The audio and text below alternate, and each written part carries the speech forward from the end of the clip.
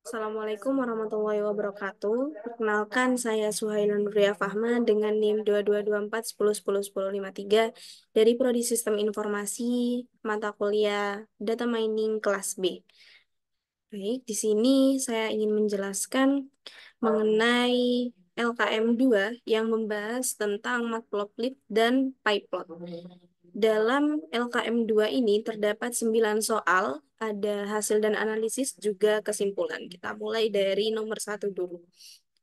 Di awal, di langkah kerja ini terdapat sebuah gambar bunga, yang mana bunga tersebut merupakan bunga iris dengan ada keterangan petal dan juga sepal. Untuk lebih jelasnya, ini nanti akan muncul di nomor ketiga kalau nggak salah. Baik, mulai dari nomor 1 dulu. Di sini diminta untuk menjelaskan makna dataset, jelaskan pula makna data training dan data testing. Untuk dataset sendiri, dataset itu merupakan kumpulan data yang dijadikan satu seperti sebuah tabel. Kalau kita lihat di dalam file CSV itu biasanya ada kolom-kolomnya, ada data-datanya. Nah, itu dikatakan sebuah dataset apabila dataset tersebut digunakan untuk melatih dan menguji model nantinya. Nah, dataset sendiri ini juga terdiri dari beberapa atribut atau contoh yang direkam dan diambil untuk tujuan menganalisis dan pemodelan. Itu. Nah, kemudian ada juga yang namanya data training dan data testing. Data training dan data testing ini adalah bagian dari dataset yang mana data training ini digunakan untuk melatih model machine learning-nya. Nah, jadi sebelum kita melakukan pemodelan, itu data ini akan dibagi menjadi dua. Yang pertama data training dan juga data testing. Kedua-duanya merupakan bagian dari dataset dan tidak eh, tidak merupakan data baru. Jadi keduanya ini adalah data lama. Data training ini bertujuan untuk mengajarkan model atau pola dalam data agar model dapat menentukan atau mempelajari data secara akurat. Jadi dia akan memahami data-datanya untuk dijadikan di pemodelannya nanti. Sedangkan data testing itu juga bagian dari dataset, tetapi tidak digunakan selama proses training. Jadi proses training itu hanya menggunakan data trainingnya saja, sedangkan data testing itu digunakan setelahnya, setelah melalui proses testing. Data testing ini digunakan untuk menguji kinerja model setelah training selesai. Tujuannya agar dapat mengevaluasi seberapa baik model yang telah melalui proses training yang belum pernah dilihat sebelumnya.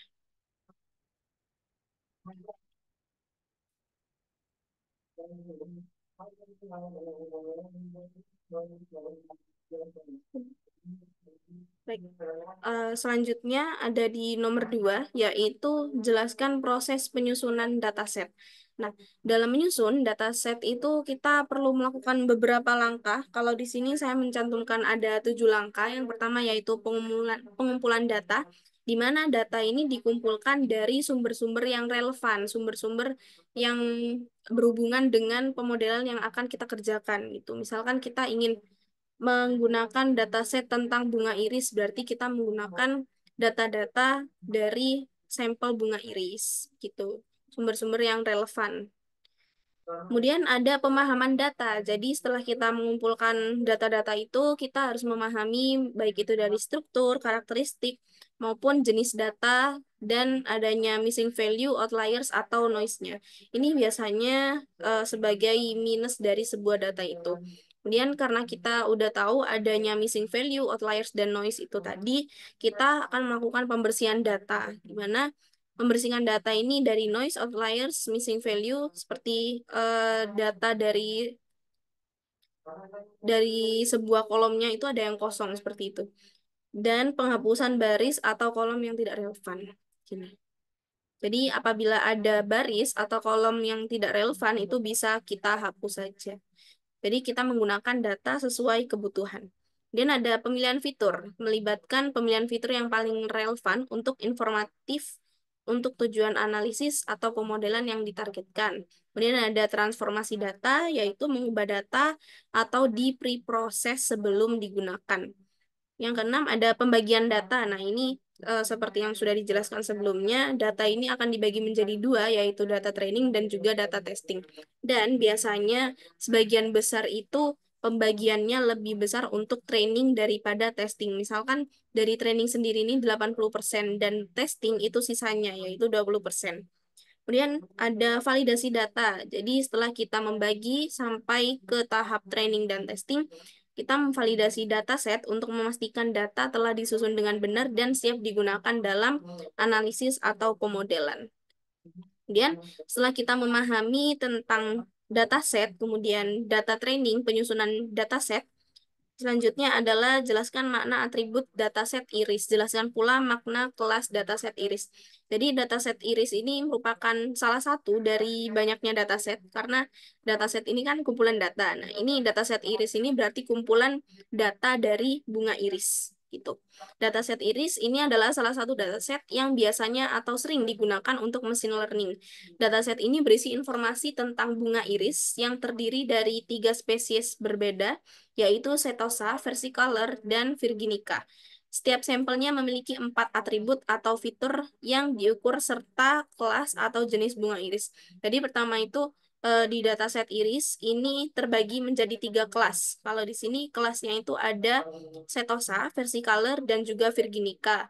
Dan ketiganya memiliki ciri-ciri khusus yang membedakannya, entah itu dari panjang mahkotanya itu seberapa untuk bunga setosa atau panjang apa tadi ya yang satunya itu sepalnya itu berapa gitu.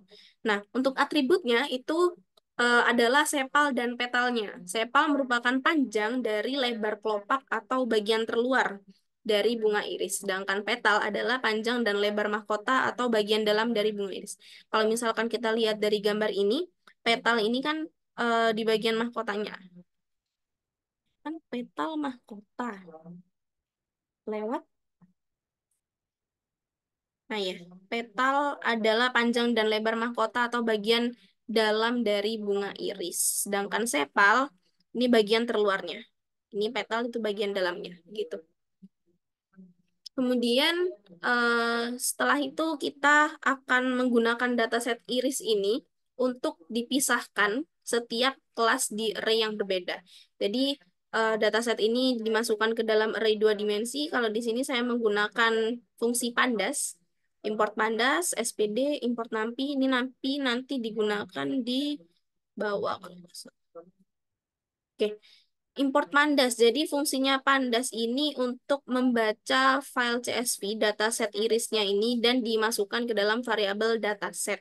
Kemudian dari variabel dataset ini akan dibagi menjadi 4 array dengan ketentuan masing-masing array itu merupakan sebuah kelas dari bunga irisnya. Misalkan array yang pertama adalah kelas setosa, yang kedua versicolor, yang ketiga virginica, dan yang keempat itu unknown atau tidak diketahui dia sebenarnya ikut spesies yang mana. Yang pertama sudah menyiapkan datasetnya, kemudian kita akan memisahkan dataset berdasarkan kelasnya.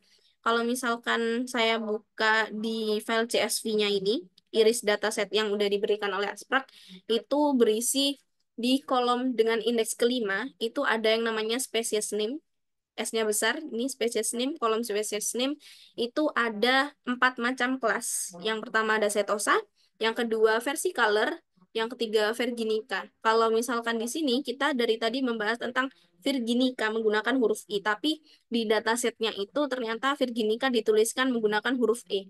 Sehingga di sini juga dituliskan menggunakan virginica. Dan sisanya atau unknown data itu menggunakan tulisan unknown seperti ini. Contoh salah satu ya, setosa data. Jadi kita mengambil nama variabelnya yang menyimpan datasetnya tadi, kemudian kita mengambil di sini kita ambil dataset di mana dataset yang kita ambil itu di bagian species name-nya merupakan setosa. Nah, jadi kalau di kolom species name-nya itu adalah setosa, dia akan dimasukkan ke dalam setosa data. Dengan ketentuan, semua data dengan spesies name setosa ini akan diambil. Ini artinya mengambil semua data. Jadi dari indeks ke 0 hingga indeks terakhir itu diambil value-nya, bukan indeksnya. Jadi isi dari datanya itu akan disimpan ke setosa data. Setelah itu, untuk yang versi color, virginica, dan juga unknown itu juga dipisahkan seperti itu. Sehingga di sini dari dataset yang ada itu sudah menjadi 4 array berbeda. Ini kalau ditampilkan seperti ini. Jadi ini kumpulan setosa, kalau lihat di sini indeks ke-5-nya atau kolom ke-6-nya, ini berisi setosa, ini versicolor, ini virginica, dan juga ini unknown. Kemudian nomor 5 itu buatlah scatter plot yang menggunakan pasangan atribut berikut pada setiap kelas termasuk unknown. Berikan warna merah untuk setosa, hijau untuk versicolor, biru untuk virginica, dan kuning untuk unknown. Ini ada beberapa ketentuan. Yang pertama itu sepal length dan petal width-nya. Kemudian ada sepal width dan petal length-nya. Jadi kebalikannya dari A ini si B. Kemudian ada sepal length dan petal length. Dua-duanya dari sepal petal length-nya. Kemudian sepal width dan petal width. Oke, yang pertama kita menggunakan import pandas SPD. Jadi kita menggunakan fungsi pandas yang nanti diubah menjadi PD. Ini digunakan ketika mengambil datasetnya dan menyimpannya pada variabel dataset. Kemudian ada import numpy SNP dan import matplotlib.pyplot SPLT. Nah, di sini seperti sebelumnya, kita menggunakan pandas untuk mengambil datasetnya dan menyimpannya pada variabel dataset, kemudian memisahkan dataset tersebut berdasarkan kelasnya, yaitu berdasarkan spesies name-nya. Setosa dimasukkan ke setosa data dan juga lainnya berlaku seperti itu juga. Kemudian di sini ada, ini kalau misalkan di enter, ini ada pembatasnya ini. Ini biar kelihatan juga. Nah, yang pertama itu kita membuatkan sebuah ukuran dari datanya, ukuran ini, ukuran kotaknya. Ini. Ini berukuran plt.figure fix size-nya 10,8. Jadi dia ke atas 10 dan ke kanan 8. Atau kebaliknya. Kurang lebih seperti itu. Jadi ini untuk ukuran tampilannya, visualisasi datanya. Dan yang pertama adalah plt.scatter, yaitu setosa data. Kita ambil sepal length-nya. Ini masih di bagian yang A, sepal length dan petal width-nya. Jadi kita ambil sepal length dari setosa data dan petal width dari setosa datanya. Kemudian kita beri warna red atau merah untuk setosa data. Yang kedua, versi color data kita ambil juga sepalengnya dan petal width-nya, tapi diberi warna hijau. Begitu juga untuk Virginica dan unknown. Bedanya di bagian color-nya aja. Blue, ini yellow. Gitu. Setelah itu, setelah kita menggunakan plt.scatter, ini ada yang namanya plt.xlabel atau pemberian nama dari ini, sumbu X-nya. Jadi label dari sumbu X diberikan sepaleng. Jadi yang secara horizontal itu diisi oleh sepalengnya dan secara vertikal atau di sumbu Y-nya itu adalah petal width-nya. Kemudian kita berikan title atau judul dari visualisasi data tersebut yaitu scatter plot of sepaleng versus petal width-nya. Dan PLT Legend ini yang berfungsi untuk menampilkan keterangan merah itu siapa, green itu siapa, blue itu siapa, yellow itu siapa gitu. Dan terakhir adalah PLT Show. Jadi kita menampilkan hasil dari plt.scatter-nya. Kemudian ini untuk hasil yang pertama, sepal apa tadi ya? Sepaleng dan petal width-nya. Ini hasilnya ada di sebelah sini. Jadi setelah kita melakukan plt.scatter tadi, kita bisa melihat sebaran dari misalkan di sini setosa. Setosa itu ternyata ukuran sepalengnya itu berada di antara kurang dari 4,5 sampai 5,5. Mungkin perkiraan 5,8 lah ya. Dan untuk petal width-nya itu hampir mendekati 0,7. Jadi dia daerah sebarannya ada di sebelah sini untuk setosa. Ini tentang sepaleng dan petal width-nya. Untuk versicolor itu versicolor, sorry. Ini ada di bagian tengah yang hijau ini dan Virginica ada yang bagian atas. Jadi sesuai dengan data sampel bunga iris yang tersimpan di dataset iris. Dan ada warna kuning. Kuning ini unknown.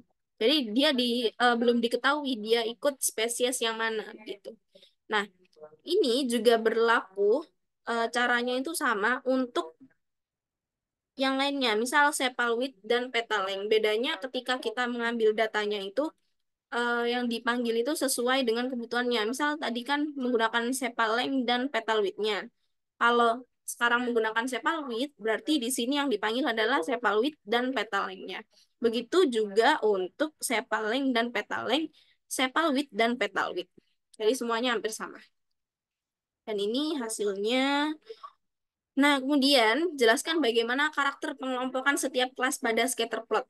Pengelompokan setiap kelas dapat dilihat dalam pola sebaran titik-titik data pada bidang yang direpresentasikan oleh pasangan atribut yang dipilih. Pasangan atribut nih yang sepal width-nya atau petal length-nya. Nah, itu atribut yang dipilih.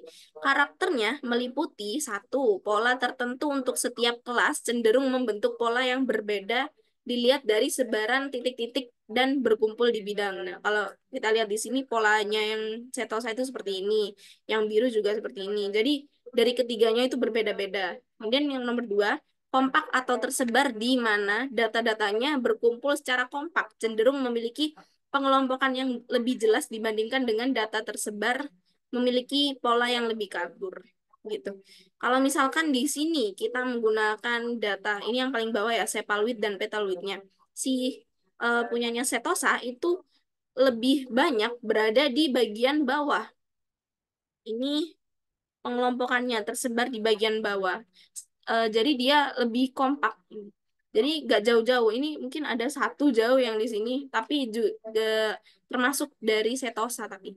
Nah, kemudian kalau di versi color itu ada di bagian tengah dan Virginica ini di bagian atas. Jadi nggak terlalu jauh juga. Di mereka berkumpul. Sedangkan yang unknown ini kan belum diketahui, tapi dia tersebar ada di mana-mana. Jadi dia masih belum diketahui ikut yang mana begitu. Dan yang nomor tiga, tumpukan atau terpisah yang mana kelas-kelas tersebut memiliki data yang tumpang tindih. Pengelompokan dapat menjadi sulit dan pola yang jelas mungkin tidak terlihat. Mungkin ini ya contohnya yang nomor tiga ini. Jadi yang lainnya itu kan mungkin di sekitar 3 sampai 4,5, sedangkan Setosa yang satu ini terlalu jauh ada di 2 sampai 2,5 ini. Kemudian nomor 4, perbedaan skala dan rentang nilai atribut yang mana jika sebuah kelas memiliki rentang nilai atribut yang jauh berbeda dengan kelas lain, maka pola pengelompokannya mungkin tampak lebih tersebar. Ini. Ini tampak lebih tersebar seperti ini. Ini juga biru ini ya. Kemudian nomor 5. Nomor 5 ya, nomor 5, perbedaan keterkaitan atribut jika terdapat keterkaitan yang kuat antara dua atribut tertentu, maka pengelompokan kelas mungkin lebih jelas dalam plot yang menampilkan pasangan atribut tersebut. Itu. Ini tentang perbedaan antara satu visualisasi data dengan yang lainnya. Oke, selanjutnya adalah nomor 7. Perhatikan data yang berjenis unknown. Jelaskan bagaimana cara meramal jenis data unknown. Di sini saya menuliskan data unknown yang terdapat pada dataset iris ini sudah ditentukan pada kolom species name, bukan yang kolomnya kosong. Jadi emang dia sudah tertulis datanya itu unknown. Jadi data ini tuh dapat muncul apabila data pada kolom tersebut kosong atau tidak memenuhi ketiga ciri-ciri dari spesies yang ada. Jadi kemungkinan dia itu masih belum terlihat dia ikut spesies yang mana. Tetapi data unknown ini bisa diramal apabila persebarannya mengikuti dari suatu spesies yang sudah ditentukan. Contohnya data unknown yang ada di atribut petal width versus sepal width. Di sini data unknown itu ada yang tersebar di kubunya milik Setosa. Berarti kemungkinan data unknown ini merupakan bagian dari spesies Setosa juga. Kemudian ada juga data unknown yang tersebar di versi color di bagian hijau. Ini kemungkinan data unknown ini juga termasuk bagian dari versi color. Begitu juga yang tersebar di Virginica. Ini kemungkinan dia adalah spesies Virginica. Gitu. Jadi untuk meramalnya kita bisa melihat dari persebaran titik-titiknya. Lanjut nomor 8, buatlah paralel koordinat plot dari data yang berkelas Setosa, Versicolor, dan Virginica. Berikan warna merah untuk Setosa, hijau untuk Versicolor, biru untuk Virginica. Hint, gunakan perintah plot dan operasi slicing pada NumPy untuk mempermudah tugas. Oke. Jadi ini proses yang ini sama seperti sebelumnya. Kita membuat sebuah dataset yang menyimpan dataset irisnya. kemudian memisahkan dataset berdasarkan kelasnya, dan lanjut karena kita diminta untuk membuat koordinat plot paralel koordinat plot, maka kita mulainya dari sini. Jadi kita bikin size-nya dulu, size untuk visualisasi datanya, ukuran berapa. Di sini aku menggunakan fix size 10,6. Kemudian membuatkan plot untuk kelas setosanya dulu. Tadi kan diminta plot untuk kelas setosa ini berwarna merah. Jadi di sini ada perulangan yang mengulang sebanyak lennya setosa data. Misalkan setosa data ini berjumlah 10, berarti dia akan mengulang sebanyak 10 kali. Nah, kemudian di dalam setiap perulangannya itu dia menjalankan plt.plot setosa data.ilog i. Ini berarti perulangan keberapa gitu. Dan ininya -1, berarti dia dari belakang. Tuh, kemudian diberikan warna merah dan alpanya 0,5. Ini akan diulangi terus-menerus sebanyak panjangnya setosa datanya itu ada berapa. Begitu juga untuk apa ini namanya? Versicolor dan juga Virginica. Bedanya mereka untuk caranya itu sama, diulangi sebanyak jumlah mereka masing-masing, tetapi kalau yang versicolor dikasih warna hijau, kalau yang Virginica dikasih warna biru gitu. Kemudian ada konfigurasi sumbu dan label ini untuk memberikan nama atau label dari sumbu X-nya yaitu features dan label dari Y-nya itu value. Titelnya parallel coordinate plot of iris dataset. Di sini ada PLT X6 range 5. Range 5 ini yang dimaksud ininya. Nah, kalau kita lihat ini kan dari nomor petal width, petal length, features, sepal width, sepal length. Ini jumlah ke kirinya, horizontalnya, kanan kirinya. Itu gunakan range 5. Jadi dia akan menampilkan range-nya sebanyak 5. Kemudian dataset.column-nya ini mengambil semua, tapi dari belakang, -1 dataset kolomnya. Kemudian menambahkan legend dengan warna yang sesuai. Kalau legend itu kan seperti ini keterangannya. Jadi kalau di sini itu didefinisikan dulu, disimpan dalam variabel legend element, di mana plt.line 2 dimensi 00 color red dengan label setosa. Nanti hasilnya itu seperti ini, merah setosa ini, kemudian yang hijau versi color ini seperti ini, dan biru Virginica itu seperti ini. Kemudian legend element ini dimasukkan ke dalam plt.legend. Jadi ketika kita membuat sebuah plt.legend atau keterangan seperti ini, itu dihandle atau diisi dengan ketentuan yang ada di sini. Gitu. Kemudian plt.grid true dan gridnya ini, biar bisa terlihat garis-garisnya ditampilkan, dan plt.show. Kalau nggak pakai show, dia nggak akan menampilkan ini. Dan outputnya akan muncul seperti ini. Parallel coordinate plot of iris dataset. Seperti ini. Dan yang terakhir, nomor 9, pengelompokan setiap kelas. Soalnya jelaskan bagaimana karakter pengelompokan setiap kelas pada koordinat plot. Jadi pengelompokan setiap kelas dapat dilihat dari pola garis-garis yang terbentuk oleh data setiap kelas pada sumbu-sumbu yang berbeda. Karakteristik pengelompokan itu terdiri dari ada 4 poin. Satu, jenis pola garis yang mencerminkan distribusi nilai-nilai atribut untuk setiap kelas. Klasifikasi yang baik akan menunjukkan bahwa setiap kelas memiliki pola garis yang berbeda satu sama lain. Pola garisnya ini. Kalau kita lihat ini yang hijau, versi color, terus ada Virginica, Setosa, ini pola garisnya berbeda.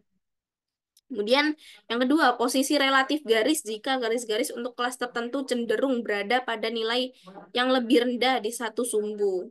Misalkan di sini di sumbu petaleng ini si yang merah itu apa ya? Setosa itu lebih rendah dari yang lainnya. Tuh. Kemudian nomor 3. Oh, ada lanjutannya ini. Berada pada nilai yang lebih tinggi. Hal ini menunjukkan perbedaan yang signifikan antara kelas-kelas tersebut. 3. Jarak antara kelas jika jarak antara garis-garis untuk kelas tertentu dan kelas lainnya besar. Jaraknya ini kecil ya, nggak seberapa kelihatan juga. Menunjukkan perbedaan yang signifikan dalam distribusi atribut di kelas-kelas tersebut. Kemudian ada yang nomor 4 itu tumpukan atau terpisahnya garis jika garis-garis untuk setiap kelas berada pada posisi yang hampir sama di sebagian besar sumbu. Tumpukan atau terpisahnya garis. jika garis-garis untuk setiap kelas berada pada posisi yang hampir sama di sebagian besar sumbu. Oh, ini contohnya ada di bagian sepal width-nya. Kalau di sini kan kita masih bisa melihat garis hijaunya di petalingnya. Sedangkan di sepal width ini udah nggak kelihatan. Jadi ini terjadinya di poin 4. Jadi penumpukan karena adanya nilai yang hampir sama di bagian sepal width antara ketiga jenis bunga irisnya. Oke, kemudian kita masuk ke dalam hasil dan analisis data. Ini sebelum itu saya mau merapikan dulu ininya tadi biar lebih rapi.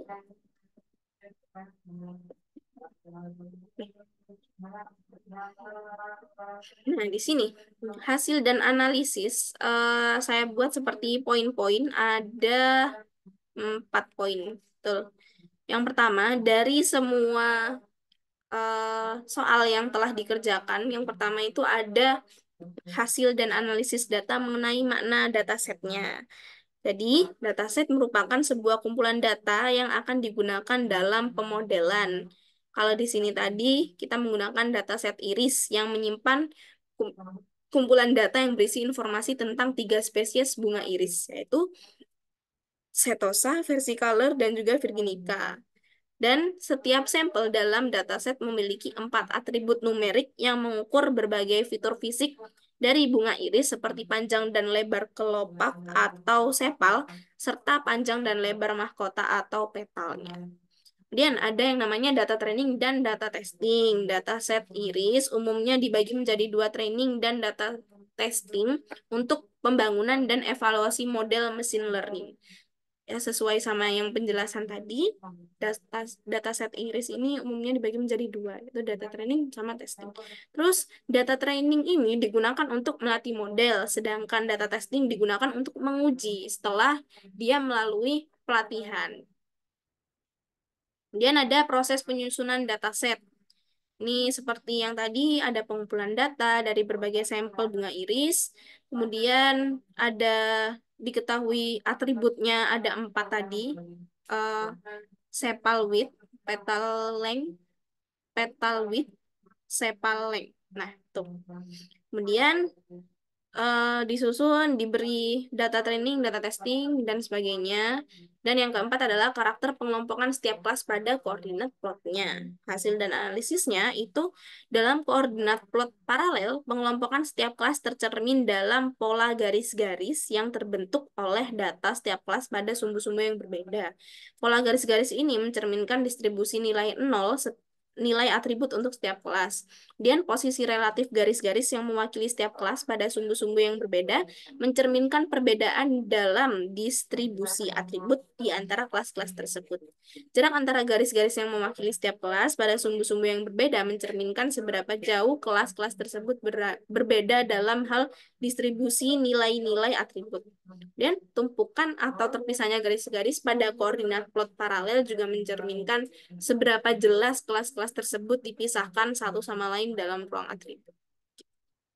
Dan dari soal-soal yang telah dikerjakan, hasil dan analisis ditarik kesimpulan bahwa dataset adalah kumpulan data yang akan diolah dalam pemodelan seperti halnya dataset iris yang menggambarkan 3 spesies bunga iris tadi, yaitu Setosa, versicolor, dan juga virginica. Dan setiap entry dalam dataset ini akan mencatat 4 atribut numerik yang menggambarkan berbagai fitur fisik bunga iris. Ini khusus untuk dataset irisnya. Jadi bisa jadi di dataset yang lain itu atributnya juga berbeda sesuai dengan kebutuhannya. Proses penyusunan dataset melibatkan pengumpulan data dari berbagai sampel bunga iris dan pengaturan mereka dalam format tabel. Jadi seperti di dataset iris ini ada proses penyusunan dataset yang melibatkan pengumpulan data tadi, ada sampel bunga iris, terus ada format tabelnya itu.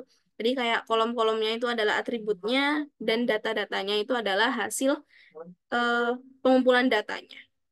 Kemudian dalam analisis eksploratif data, kita menggunakan teknik visualisasi seperti scatter plot dan koordinat plot paralel untuk memahami pola dan karakteristik dari sebuah data.